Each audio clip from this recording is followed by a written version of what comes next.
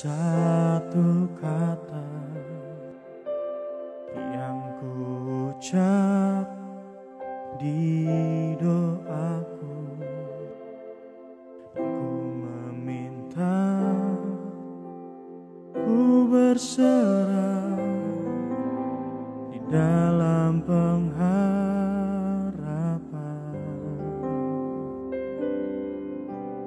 Berawal dari satu doa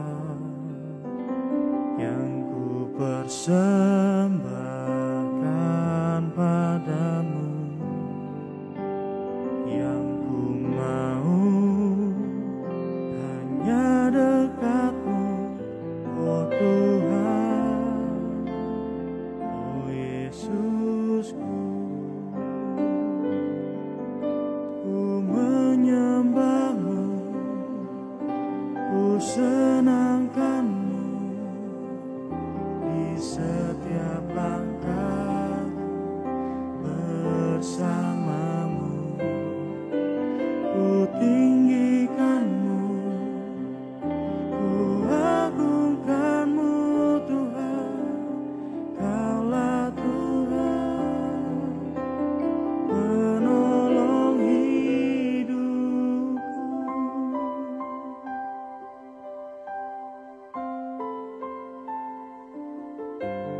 Berawal dari satu kata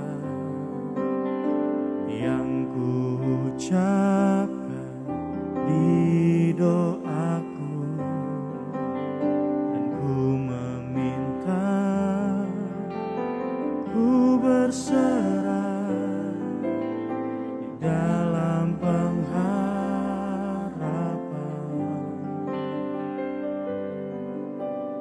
Berawal dari satu doa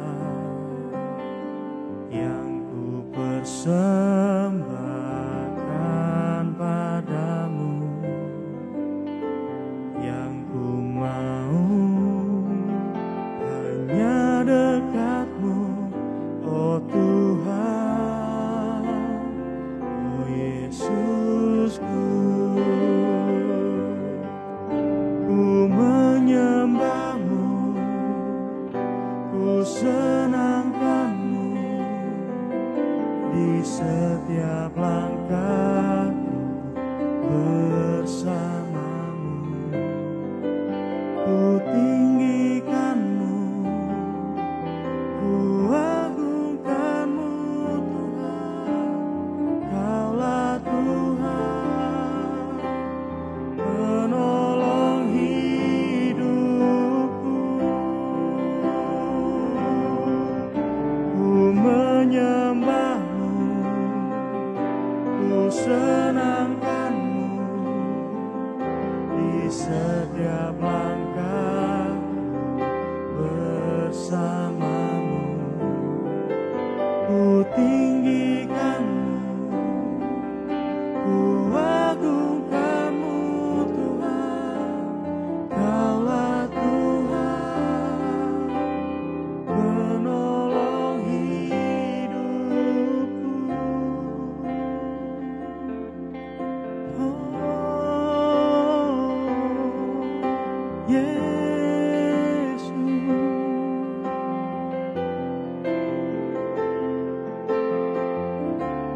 takkan ku dan tahu,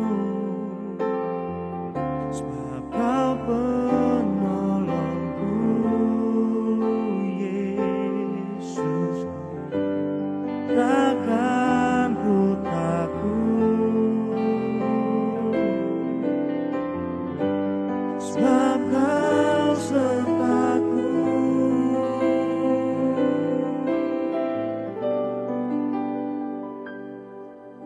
Ku menyembahmu, ku senangkanmu di setiap langkahku bersamamu.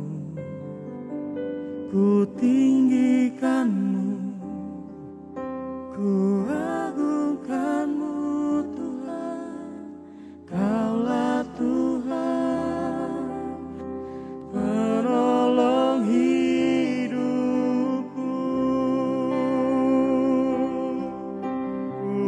menyembahmu, ku senangkanmu, ku menyembahmu di setiap langkah bersamamu, ku tinggikanmu, ku agungkanmu Tuhan, Kaulah Tuhan, penolong hidupku. Ku menyembahmu, ku senangkanmu di setiap langkahku bersamamu, ku tinggikanmu, ku agungkanmu Tuhan, Kaulah Tuhan, penolong hidupku.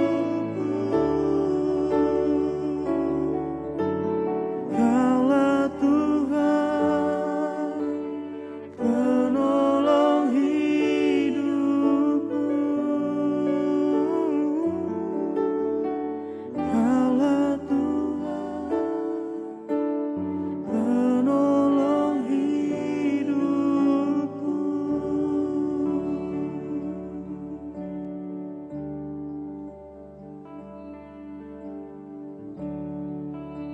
Thank you, Jesus.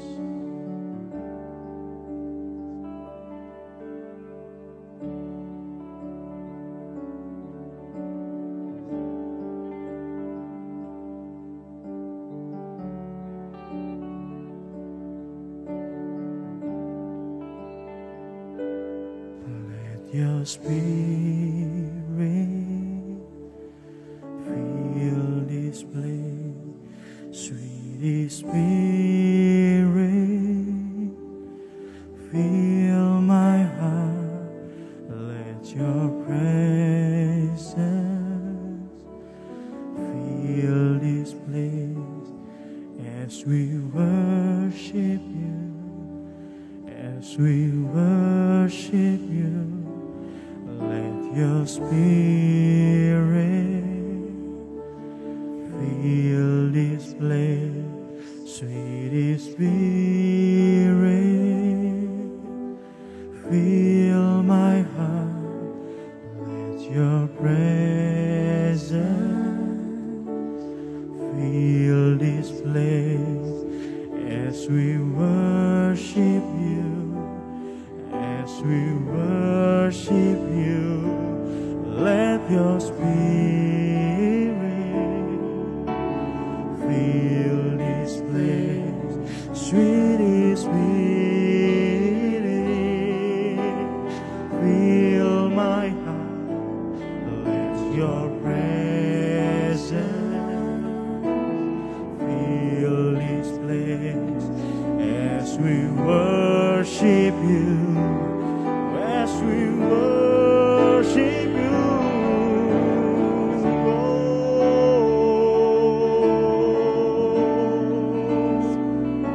We worship you, oh Jesus.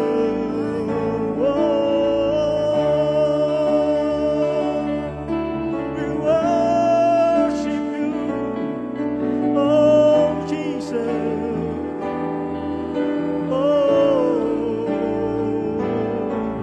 And I worship you, Jesus. I worship you with all of my heart and all of my soul. I love you, I love to worship you.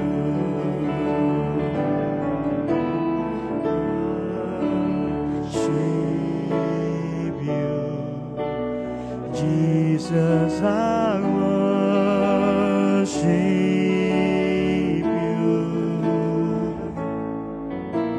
with all of my heart and all of my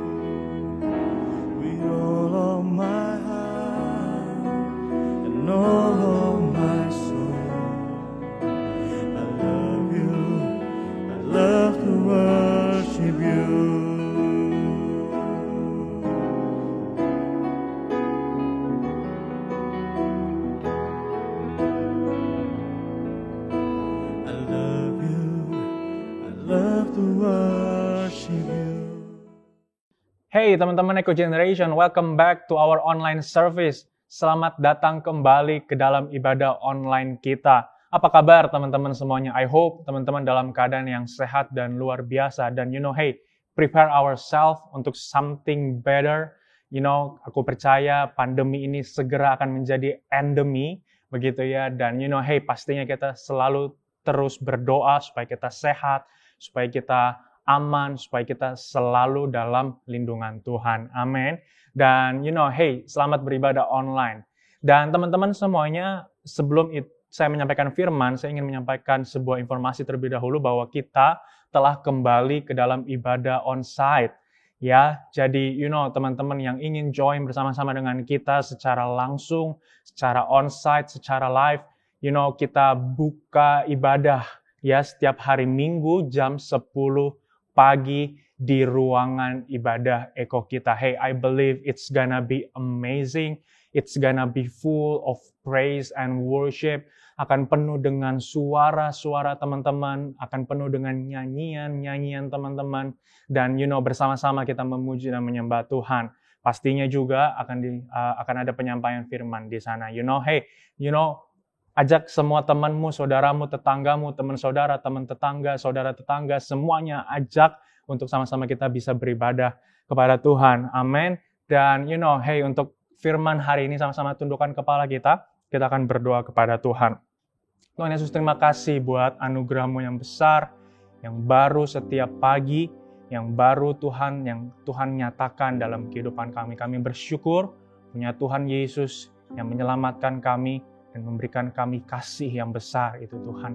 Walaupun orang dunia tidak bisa melihat kasih Tuhan, tapi kami nyata dalam kasih-Mu ya Tuhan. Terima kasih, terima kasih, terima kasih ya Tuhan.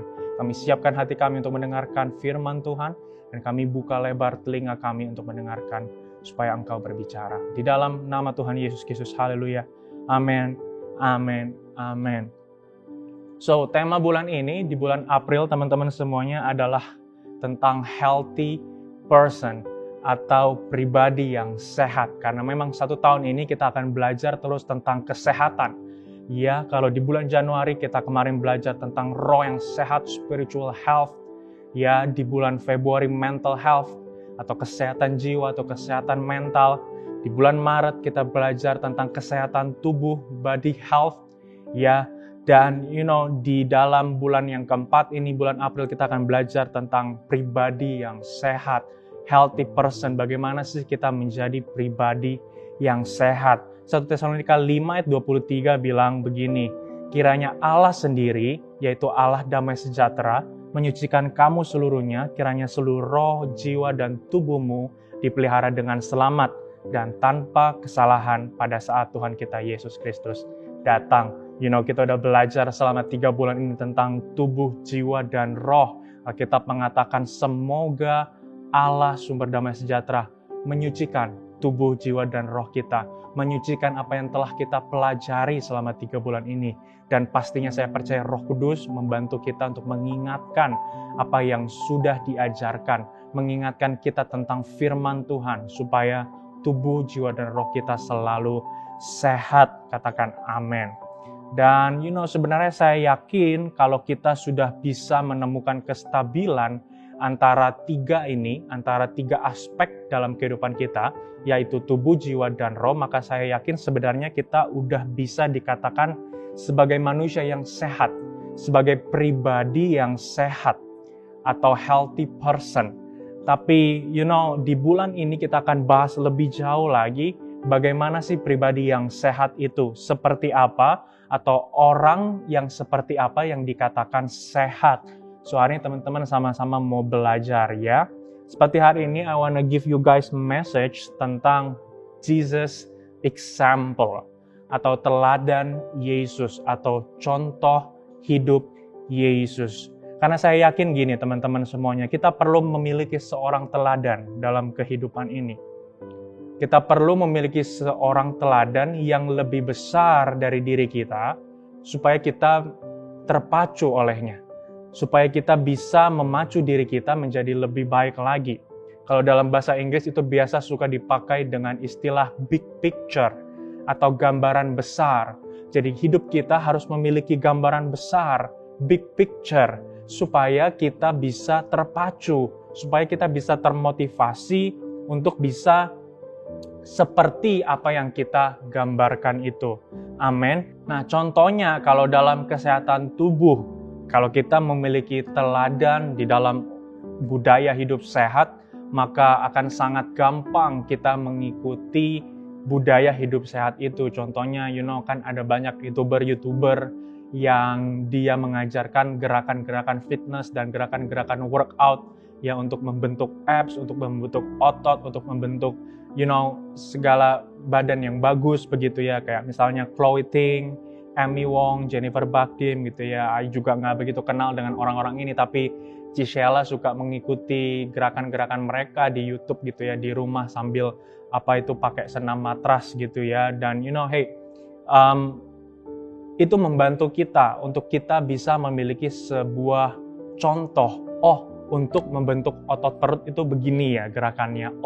Untuk membentuk otot bahu itu begini ya caranya. Untuk membentuk otot tangan, bicep, tricep, dan lain sebagainya macamnya itu begini ya caranya. Itu memudahkan kita dan memberikan kita sebuah contoh atau teladan bagaimana kita bisa memiliki tubuh yang sehat. Nah, itu tentang tubuh jasmani. Pribadi rohani kita juga perlu contoh, juga perlu teladan, perlu model. Karena kalau enggak, kita pasti akan kehilangan arah. Hidup kita pasti akan enggak tahu arah tujuan. Kita akan merasa diri kita khawatir, takut, cemas, bingung, galau, bimbang, cenayang, ya kan? Cenayang bun, ya kan? Cenayang tuh bahasanya, ya kan? Kita cenayang sendiri sama masa depan kita. Kita pikir kita nanti jadi apa ya? Setelah lulus sekolah kita kuliah atau kerja ya? Kuliah, tapi kuliah di mana ya? Kalau kerja, kerjanya di mana ya? Kita bingung sendiri sama masa depan kita. Ada lagi yang bingung, jodohku siapa ya Tuhan? Katanya kan jodoh di tangan Tuhan. Tapi kok di tanganku kayaknya nggak ada siapa-siapa ya Tuhan? Jodohku lagi ngapain? Jodohku lagi sama siapa? Jodohku lagi di mana ya Tuhan? Kita bertanya-tanya dalam kehidupan ini. Apalagi karena Tulus udah keluarin single baru, judulnya Hati-Hati di Jalan, kita mulai baper. Yang di hati, kapan jalan-jalan nih? Tulus aja hati-hati di jalan. Iya kan? Kita mulai baper, kita mulai bingung, kita mulai galau. Hey, I think karena pribadi rohani kita tidak memiliki contoh atau teladan. Tapi saya yakin kalau pribadi kita memiliki contoh atau teladan, maka kita bisa menjadi pribadi yang sehat. Dan itulah yang akan saya sampaikan hari ini mengenai Jesus example atau teladan Yesus yang bisa membuat kita menjadi pribadi yang lebih sehat lagi. Dan pastinya teman-teman mau memiliki pribadi yang sehat. Amin. Oleh karena itu milikilah pribadi Yesus di dalam kehidupan kamu. 1 Petrus 2 ayat 21 bilang seperti ini. Sebab untuk itulah kamu dipanggil, karena Kristus pun telah menderita untuk kamu dan telah meninggalkan teladan bagimu, supaya kamu mengikuti jejaknya. Perhatikan ini baik, Tuhan Yesus, Dia mati di atas kayu salib untuk menebus setiap kehidupan kita, untuk menebus pribadi kita ini. Dan perhatikan ini baik, Dia melakukan itu supaya Dia meninggalkan teladan bagi kita, contoh bagi kita. Ada ayat yang mungkin teman-teman sering dengar kan, seorang sahabat menaruh kasih di setiap waktu dan memberikan nyawanya menjadi tebusan bagi teman sahabat-sahabatnya. Itu adalah perkataan Tuhan Yesus. Tapi tahu nggak sedihnya apa? Dia berkata seperti itu kepada murid-muridnya. Tapi murid-muridnya tidak mengerti apa yang menjadi maksud daripada perkataan itu. Murid-muridnya nggak ngerti bahwa Tuhan itu akan mati di atas kayu salib dan menjadi tebusan bagi mereka. Makanya Tuhan Yesus cuma bisa bilang, hey, aku ini sahabat kamu, aku ini teman kamu, dan aku rela mati buat kamu, rela mati di atas kayu salib buat kamu dan memberikan nyawaku supaya aku mati dan kamu hidup. Ini adalah satu ayat yang sangat luar biasa sebenarnya. Dan kalau kita mengerti esensinya, kita pasti akan menjadi orang yang tidak menyia-nyiakan pengorbanan Tuhan. Dan pastinya kita akan mengikuti jejak teladan yang Tuhan Yesus lakukan. Katakan amin. 1 Korintus 11 ayat 1 juga bilang begini, ikutilah teladan saya, seperti saya pun mengikuti teladan Kristus. Ayat ini ditulis sama Rasul Paulus kepada jemaat di Korintus. Dia bilang, hey, follow my example as I follow Jesus' example. Paulus adalah orang yang sangat hebat, pelayanannya sangat luar biasa. Dia memberitakan Injil ke banyak negara. Dia mendirikan gereja di mana-mana. Alkitab yang kita baca, Galatia, Efesus, Filipi, Kolose, apalagi itu semuanya, itu dituliskan langsung sama Rasul Paulus untuk gereja-gereja di kota-kota tersebut. Dia hampir menulis 70% daripada perjanjian baru. Dan pelayanan itu sangat luar biasa. Tapi dia bilang dengan humble dan rendah hati, hey, ikuti teladan saya as I follow teladannya Tuhan Yesus. Hari ini sama-sama kita mau belajar teladan apa aja sih yang Tuhan Yesus lakukan. Dan supaya kita menjadi pribadi yang sehat, teladan apa sih yang perlu kita contoh dari pribadi Tuhan Yesus. Sama-sama teman-teman mau belajar hari ini ya. Yang pertama, teladan dalam penderitaan. 1 Petrus 2 ayat 21 bilang begini, ayat yang tadi kita barusan baca. Sebab untuk itulah kamu dipanggil, karena Kristus pun telah menderita untuk kamu, dan telah meninggalkan teladan bagimu, supaya kamu mengikuti jejaknya. Perhatikan ini baik, untuk itulah kita dipanggil. Untuk itulah kita diselamatkan sama Tuhan Yesus Kristus, karena dia telah menderita di atas kayu salib, dan supaya kita mengikuti teladan dia di dalam penderitaan. Perhatikan ini baik, Tuhan Yesus itu adalah orang yang mengambil rupa sebagai seorang manusia. Dia bisa merasakan sakit, dia bisa merasakan luka, dia bisa merasakan berdarah. Dia pokoknya 100% manusia dan juga 100% Allah. Dan ketika dia mengambil rupa seorang manusia itu, dia benar-benar menjadi orang yang tahan dengan penderitaan. Penderitaan sakit dicambuk, penderitaan sakit difitnah, penderitaan mungkin secara mental juga pastinya, dan juga penderitaan secara tubuh. Dia adalah orang yang benar-benar tahan sama penderitaan. Benar-benar orang yang tahan banting, tahan mental luar biasa. Kita nih sebagai anak-anak muda seringkali suka nggak tahan sama penderitaan. Suka nggak tahan banting. Benar apa benar? Kita ini fragile. Kayak koper yang ditempel stiker fragile. Artinya nggak boleh dibawa dengan keras. Nggak boleh dibanting-banting. Karena kalau disenggol dikit kita baper, kalau digesek dikit kita langsung marah. Benar apa benar? Nah yang begini-begini biasanya nih, orang-orang yang suka nggak tahan sama penderitaan nih, orang-orang yang suka nggak tahan banting nih, akhirnya dia melampiaskan marahnya itu ke pemuasan-pemuasan yang sementara, yang dia pikir bakal melepas masalahnya, yang dia pikir bakal bikin rileks, yang bikin bakal santuy lah. Banyak anak muda pelampiasannya kemana? Ke game. Berjam-jam main game karena di situ kamu bisa melampiaskan emosimu, kamu bisa menang di situ dan kamu merasa bahagia. Kamu pun bisa kalah di situ tapi dan kamu akhirnya kesel, kamu bisa melampiaskan emosimu di situ. Lagi kelas online nggak konsen, main game. Lagi kerja juga jadinya nggak efektif karena mainnya main game. Akhirnya kita menjadi pribadi yang melampiaskan amarah kita ke game. Atau kemana lagi, ke rokok, ke narkoba, ke mabuk-mabukan. Pikirnya yang penting relax dulu deh, santai dulu deh. I live in the present. Saya hidup di masa sekarang, bodoh amat sama masa depan. Aku nggak pikir masa depan deh, aku yang penting sekarang nih. Aku bahagia dulu, yang penting aku sekarang nih seneng-seneng dulu deh. Masa depanku ya udah nanti aja deh. Hey, akhirnya kita melupakan masa depan yang Tuhan sediakan bagi kita. Padahal Alkitab jelas banget masa depan ada dan harapmu tidak akan hilang. Tapi karena perbuatan kita, karena kebiasaan kita, karena dosa kita akhirnya sendiri yang melupakan Tuhan dan melupakan masa depan yang Tuhan sediakan bagi kita. Mungkin ada juga pelampiasannya yang nggak keluar, yang nggak melakukan aktivitas. Tapi pelampiasannya itu ke dalam diri sendiri, melibatkan diri sendiri, sakitin diri sendiri. Banyak anak-anak Eko ayo jumpain dia cutting diri sendiri, belah-belah tangannya, paling dekat ke nadi, paling dekat nadi, paling sakit gitu ya, dan paling itu rasanya seneng gitu ya, dan atau enggak kamu berdiri depan kaca dan kamu bilang, kamu payah banget, kamu cupu banget, kamu jelek banget, kamu tuh, pokoknya, gua nggak bangga sama lo sendiri, dan akhirnya kamu kehilangan citra diri Tuhan dalam kehidupan kamu. Kamu kehilangan gambar diri yang Tuhan ciptakan buat kamu. Kamu akhirnya punya gambar diri yang rusak. Hey, kita jadi anak muda yang nggak tahan sama penderitaan.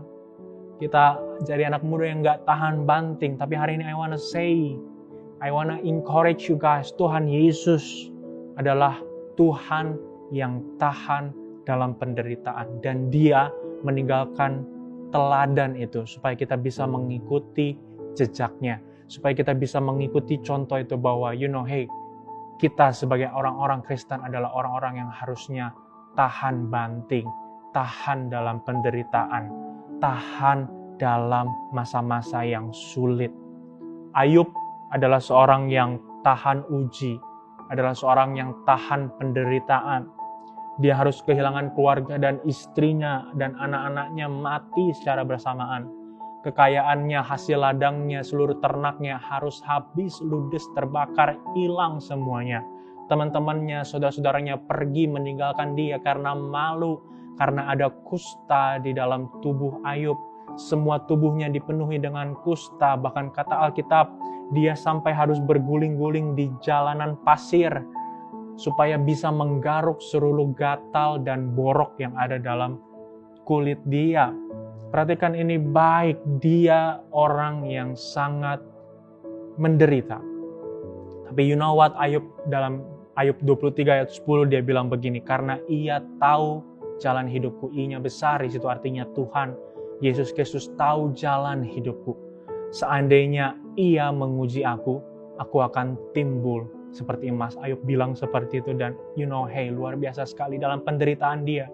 Saya kira nggak ada penderitaan yang lebih besar daripada yang manusia bisa rasakan, lebih besar daripada Ayub. Saya nggak pernah jumpai orang yang sekaligus mengalami penderitaan sama seperti Ayub. Tapi dalam kesaksian hidupnya dia bilang, seandainya ia menguji aku, seandainya aku dalam penderitaan, aku akan timbul seperti emas. I will shine like gold. Saya akan timbul seperti emas. Penderitaan itu bukannya membuat kita semakin down harusnya. Seringkali kita yang membuat diri kita down ketika kita ada masalah. Tapi perhatikan ini baik, Tuhan mengizinkan penderitaan terjadi dalam kehidupan kita. Tuhan mengizinkan masalah terjadi kepada kita, itu supaya sebenarnya kita level up. Bukannya untuk semakin kita down. Justru semakin kita ditekan, semakin kita ditempa. Emas itu kalau semakin ditempa, semakin dibakar api, semakin dibentuk, itu dia akan semakin kilau karatnya. Itu akan semakin indah bentuknya. Samalah seperti kehidupan kita. Kalau kita ditempa hari ini, kalau kita sedang mengalami penderitaan hari ini, tahan banting, tahan uji, tahan dalam penderitaan. Dan aku akan pastikan kehidupan kita will shine like gold. Katakan amin. 1 Korintus 10:13 juga ayat yang sering kita baca, bilang bahwa pencobaan-pencobaan yang kamu alami ialah pencobaan biasa, yang tidak melebihi kekuatan manusia. Sebab Allah setia, dan karena Ia tidak akan membiarkan kamu dicobai melampaui kekuatan kamu. Pada waktu kamu dicobai pun, Ia memberikan jalan keluar kepada kamu, sehingga kamu dapat menanggungnya. Perhatikan ini baik, Tuhan itu sayang banget sama kita. Kalau kita dicobai, kalau kita diberikan masalah, sebenarnya Tuhan itu sediakan jalan keluar bagi masalah kita. Oleh karena itu jangan gegabah kalau ada masalah. Jangan buru-buru melampiaskan emosi kita. Tenang dulu, santai dulu. Tuhan menyediakan jalan keluar. Tuhan menyediakan solusi dari atas masalah kita, sehingga kita dapat menanggung masalah itu. Dan teman-teman semuanya, jadi pribadi yang tahan penderitaan. Jadi pribadi yang tahan uji, tahan banting. Sama seperti Tuhan Yesus Kristus. Katakan amin.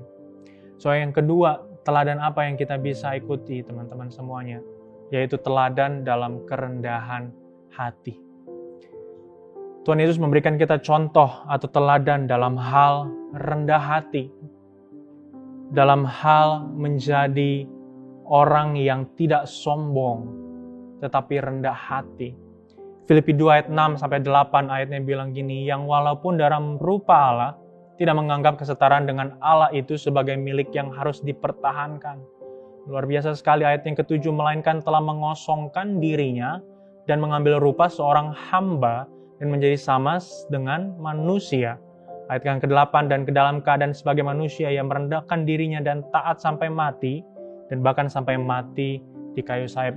Tuhan sebenarnya bisa menolak salib. Tuhan sebenarnya bisa sekali berfirman dan berkuasa bilang bahwa aku gak mau disalib. Wong dia adalah Tuhan, dia adalah Allah, dia adalah 100% berkuasa, 100% Allah. Tapi perhatikan ini baik. Kata mengosongkan diri dalam King James Version. Dan King James Version ini adalah mendekati versi aslinya. Dipakai sebagai made himself of no reputation. Mengosongkan diri ditulis sebagai made himself of no reputation. Dia membuat dia membuat dirinya yang adalah Allah itu sebagai nol reputasi, sebagai tidak ada reputasi sama sekali. Berapa banyak dari kita ketika kita ada gesekan, ada masalah, apalagi yang berhubungan dengan harga diri kita, yang berhubungan dengan reputasi kita, kita langsung kita langsung berkoar-koar membela diri, kita langsung berkoar-koar menyalahkan sana sini, mencari kambing hitam, dan akhirnya kita melupakan reputasi Tuhan dalam kehidupan kita. Perhatikan ini baik, kenapa Tuhan Yesus dia tidak membela dirinya? Kenapa Tuhan Yesus tidak membenarkan dirinya padahal dia adalah sumber kebenaran? Perhatikan ini baik, karena itu bukan reputasi Allah atau itu bukan citra Allah dalam diri Tuhan Yesus. Allah mengirim anaknya yang tunggal, Tuhan Yesus, bukan untuk menjadi sok jagoan. Bukan untuk menjadi orang yang menantangin orang yang berkuasa, nantangin orang-orang yang punya kepintaran, nantangin orang-orang yang punya power dan segala macamnya. Tapi citra Allah, reputasi Allah dalam diri Tuhan Yesus apa? Rendah hati dan tidak sombong. Kita nih harus mengikuti teladan Tuhan Yesus dalam hal rendah hati.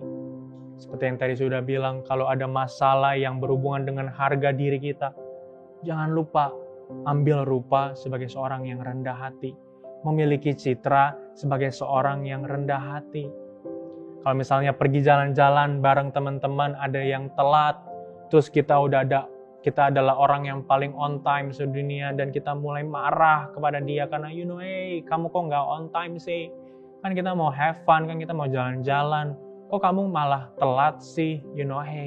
Ambil rupa orang yang rendah hati. Tanya aja, kenapa bisa telat? Kenapa kok kamu nggak on time? Kan aku udah nungguin dan segala macamnya. Atau kalau misalkan ada teman-teman sekitar yang nggak sependapat sama kita langsung merasa baper. Waduh, pendapatku nggak didengar, opiniku nggak didengar. Ingat, ambil rupa orang yang rendah hati. Kalau memang orang itu belum butuh opini kita, ya nggak apa-apa kita diam. Ada waktunya berbicara, ada waktunya diam. Nggak harus kita menyampaikan segala sesuatunya, nggak harus kita berbicara segala sesuatunya. Waktunya diam, ada waktunya berbicara. Dan saya yakin kalau mereka butuh opini kita, ya di situ kita baru bisa berbicara. Dan jadi orang yang rendah hati. Jadi orang yang tidak sombong dan cepat marah, cepat dan segala macamnya. Amin. Saya juga ingin berbicara kalau orang yang suka dominasi pembicaraan. Itu sebenarnya kita orang yang tidak rendah hati.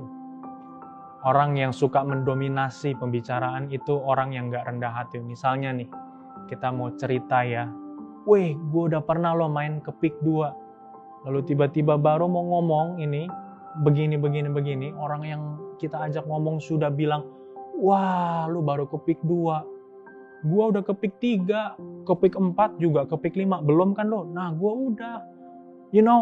Orang yang seperti itu, yang memotong pembicaraan, yang mendominasi pembicaraan, itu orang yang gak rendah hati loh. Itu orang yang egois, itu orang yang sombong, itu orang yang mementingkan diri sendiri. Saya personally kalau ketemu dengan orang yang seperti ini, rasanya sakit hati banget. Baru kita mau bilang, baru kita mau cerita nih, weh kemarin gue habis main hujan-hujanan, seru banget, udah lama gak main hujan-hujanan. Baru mau cerita nih, gue ngapain aja dalam hujan-hujanan, sama siapa hujan-hujanan, naik apa hujan-hujanan. Dia juga cerita, sama tuh, gue juga main hujan-hujanan kemarin kan. Gue kemarin hujan-hujanan malah di Dubai. Di Dubai hujan, gak pernah kan hujan di Dubai. Padang gurun begitu, panas. Wah, gue ngerasain hujan di Dubai. Lah kita kan dengarnya, waduh, jadi seruan dia. Iya kan? Kita akhirnya jadi gak jadi cerita. Ya udahlah, dengerin cerita dia aja lah. Ya kita mah, ya udahlah. Ya kan? Hey, menurut saya, orang yang suka memotong pembicaraan, itu orang yang tidak rendah hati loh. Dan hari ini kita sama-sama belajar untuk rendah hati. Kita ambil teladannya Tuhan Yesus untuk rendah hati. Dan orang yang rendah hati itu adalah orang yang mau mendengarkan. Orang yang mau mendengarkan setiap cerita daripada teman-temannya. Dan Yesus mengajarkan kita teladan dalam rendah hati. Orang yang pribadinya sehat, saya yakin adalah orang yang rendah hati. Sama-sama katakan amin. Lalu yang ketiga, teladan dalam melayani. Markus 10 ayat 42 sampai 45. Ayatnya bilang gini, tetapi Yesus manggil mereka, murid-muridnya, lalu berkata, kamu tahu bahwa mereka yang disebut pemerintah bangsa-bangsa memerintah rakyatnya dengan tangan besi, dan pembesar-pembesarnya menjalankan kuasanya dengan keras atas mereka. Tidaklah demikian di antara kamu. Kita jangan berbuat demikian sama seperti yang pemerintah-pemerintah lakukan. Barang siapa ingin menjadi besar di antara kamu, hendaklah ia menjadi pelayanmu. Dan barang siapa ingin menjadi terkemuka di antara kamu, hendaklah ia menjadi hamba untuk semuanya. Karena anak manusia datang bukan untuk dilayani, melainkan untuk melayani. Dan untuk memberikan nyawanya menjadi tebusan bagi banyak orang. Perhatikan ini baik, kerajaan sorga adalah kerajaan yang upside down. Adalah kerajaan yang terbalik. Kalau kerajaan dunia memerintah dengan tangan besi, memerintah dengan senonoh, memerintah dengan semau-mau mereka, artinya mereka memerintah dengan keras dan kasar kepada orang-orang di bawahnya. Tapi perhatikan ini baik, tidaklah demikian di antara kita. Artinya kita tidak boleh begitu nih. Kita sebagai pengikut Tuhan, sebagai orang-orang yang mengikuti teladan Tuhan, kita nggak boleh begitu nih. Kita harus jadi pribadi yang melayani, katakan amin. Karena Tuhan Yesus itu memberikan contoh kepada kita untuk melayani dan bukan untuk dilayani. Lihat lagi dalam Yohanes 13 ayat 3-5. Yesus tahu bahwa Bapaknya telah menyerahkan segala sesuatunya kepadanya. Dan bahwa ia datang dari Allah dan kembali kepada Allah. Dia tahu bahwa dia itu Allah yang berkuasa. Bapaknya di sorga memberikan kuasa kepada dia. Tapi perhatikan ini baik ayat keempat. Lalu bangunlah Yesus dan menanggalkan jubahnya. Dia menanggalkan segala kekuasaannya, menanggalkan segala kehebatannya, menanggalkan segala kealahannya. Lalu ia mengambil sehelai kain lenan dan mengikatnya pada pinggangnya. Kemudian ia menuangkan air ke dalam sebuah basi dan mulai membasuh kaki murid-muridnya. Lalu menyekanya dengan kain yang terikat pada pinggangnya itu. Perhatikan ini baik, membasuh kaki adalah sebuah tindakan melayani yang sangat luar biasa. Perhatikan baik, Tuhan Yesus yang adalah Allah mau membasuh kaki murid-muridnya, mau membasuh kaki murid-muridnya yang kotor dan bau pastinya. Orang zaman dulu itu jalannya pakai kasut, artinya sendal yang bolong-bolong, yang pastinya mereka itu masuk debu dan masuk kotoran dan pastinya bau dan jorok sekali. Apalagi orang dulu itu kan jalannya di padang gurun, di padang pasir, ya akan sometimes di tanah-tanah yang berbukit, pasti kotor dan bau jadinya. Tapi perhatikan ini baik, Tuhan Yesus mau melayani mereka, mau membasuh kaki mereka. Saya kira ini adalah satu gambaran yang baik bagi kita, bagi pribadi kita. Kalau pribadi kita mau yang sehat, maka pribadi kita harus melayani loh. Dalam pertemanan kita harus menjadi teman yang melayani teman kita loh. Dalam sekolah kita harus menjadi pribadi yang melayani sekolah kita loh. Dalam keluarga kita harus menjadi pribadi yang melayani keluarga kita. Kalau orang tua minta bantuan kepada kita, kita melayani mereka. Jangan dengan terpaksa, jangan dengan mami lah nggak tahu aku lagi begini.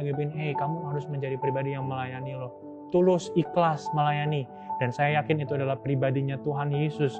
Dan kita harus mencontoh pribadi itu. Katakan amin. Selesai ibadah, biasanya kan kita suka ada next step di depan. Kita tawarin teman-teman, kalau teman-teman mau melayani kita, join us, join our serving team.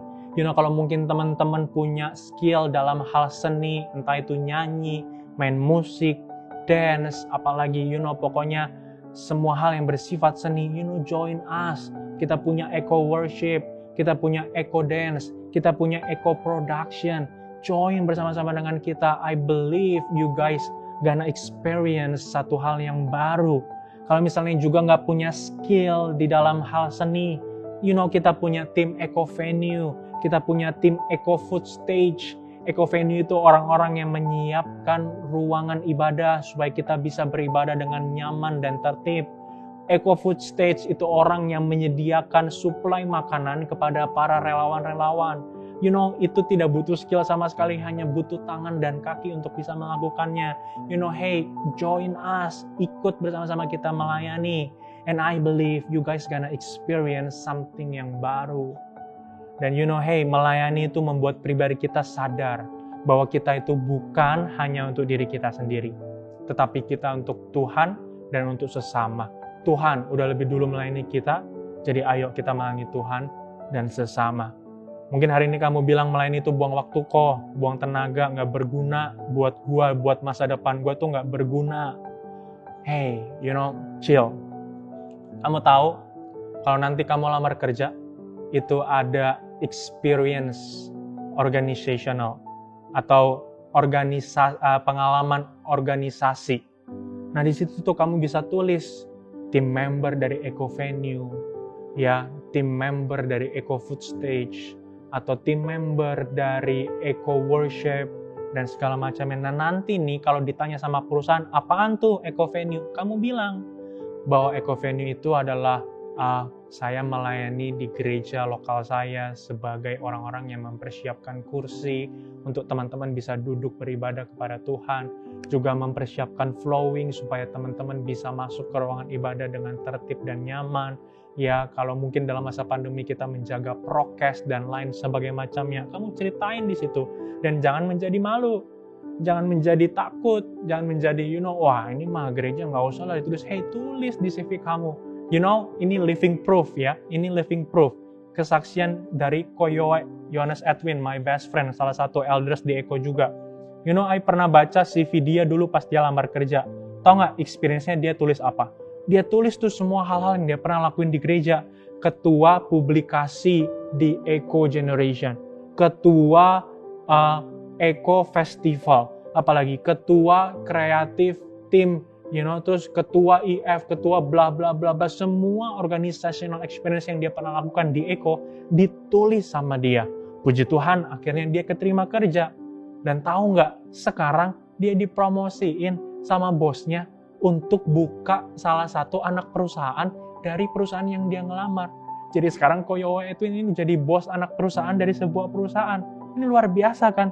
Ya, saya yakin itu bukan karena semata-mata karena Eko, karena kamu beribadah kepada Tuhan dan segala macam. I believe itu karena Tuhan yang memang mau mempromosikan kamu. Tapi di lain sisi kita juga harus berani untuk melayani Tuhan. Kita harus berani untuk melayani sesama. Dan saya yakin itu akan menjadi poin plus bagi masa depan kamu. Itu akan menjadi poin tambahan ketika nanti kamu melamar kerja dan pelamar kerja lihat, wah ini orang yang sangat luar biasa, orang yang mau melayani. Artinya dia adalah orang yang gak egois pastinya. Amin. So melayani ada pribadi Tuhan Yesus, ada pribadi yang melayani. Dan kita kalau memiliki pribadi yang sehat harus memiliki pribadi yang melayani. Katakan amin. Oke, last point. Yang keempat, perhatikan ini baik, teladan dalam memimpin. Ayatnya masih sama tadi, Markus 10 ayat 42 sampai 44. I just have 2 minutes left. Perhatikan ini baik. Dibilang bahwa pemerintah bangsa-bangsa memerintah rakyatnya dengan tangan besi dan pembesar-pembesar menjalankan kuasanya dengan keras atas mereka. Tapi perhatikan ini baik, tidaklah demikian di antara kita. Kita kalau sebagai murid Tuhan, sebagai pengikut Tuhan, ketika kita dikasih kesempatan untuk memimpin, kita harus memimpin dengan benar, memimpin dengan baik. Saya percaya kebesaran yang sejati bukan soal kepemimpinan, bukan soal kekuasaan, bukan soal prestasi, bukan soal kitanya, tetapi adalah bagaimana kita memiliki sikap hati yang sungguh-sungguh untuk hidup bagi Allah dan bagi manusia. Jadi perhatikan ini baik kalau kita diberikan kesempatan untuk memimpin, entah di sekolah, entah di gereja, entah di organisasi manapun, memimpinlah dengan benar. Dan kamu tahu memimpin yang benar, memimpin yang sehat adalah apa? Memimpin yang dengan memberikan teladan. You leading by example. Memimpin dengan memberikan teladan. Kita melakukan apa yang kita perintahkan. Kita melakukan bersama-sama apa yang kita instruksikan. Jangan jadi orang yang cuman hanya kasih order, kasih instruksi, kasih A, B, C, D, E, F, G. Akhirnya kita tidak melakukan apa yang kita suruhkan. Kita hanya suruh orang-orang di bawah kita melakukan. Hey, Tuhan Yesus tidak begitu. Dia adalah pemimpin. Pemimpin pun artinya tidak begitu. Pemimpin adalah orang-orang yang mau turun tangan, mau ikut melayani, mau ikut melakukan apa yang diperintahkan. Kita bukan bos, tapi kita pemimpin. Katakan amin. So hey, I've shared you guys 4 things. Saya telah menyampaikan kepada teman-teman 4 hal. Bagaimana Tuhan Yesus adalah teladan kita. Teladan dalam penderitaan, teladan dalam rendah hati, teladan dalam melayani, teladan dalam memimpin. Hari ini I want to special pray for you guys. Untuk teman-teman yang mungkin terpanggil untuk melayani, joining us di dalam tim melayani. Entah itu dalam hal seni, eco worship, eco dance, eco production, ataupun dalam tim-tim yang tidak melibatkan seni, team venue, team food stage. Hey guys, maybe teman-teman terpanggil hari ini. You just simply taruh tanganmu di dada hari ini. Taruh tanganmu di dada dan ikuti saya berdoa. Tuhan Yesus Kristus, terima kasih buat firman yang telah disampaikan. Hari ini aku merasa terpanggil sama Tuhan untuk kami boleh melayani Tuhan lebih dan lebih lagi. Tuhan, aku mau melayani Tuhan, melayani Raja di atas segala raja, melayani orang yang telah menyelamatkan aku, yang telah memberikan aku kasih, yang telah memberikan aku nyawanya, dan aku mau melayani Engkau Tuhan, bukan karena disuruh, tapi karena aku mengasihi Tuhan, bukan karena itu berguna bagi masa depan aku, tapi karena aku mengasihi Tuhan. Dan hari ini Tuhan, aku ambil komitmen, aku mau melayani Tuhan seumur kehidupan aku.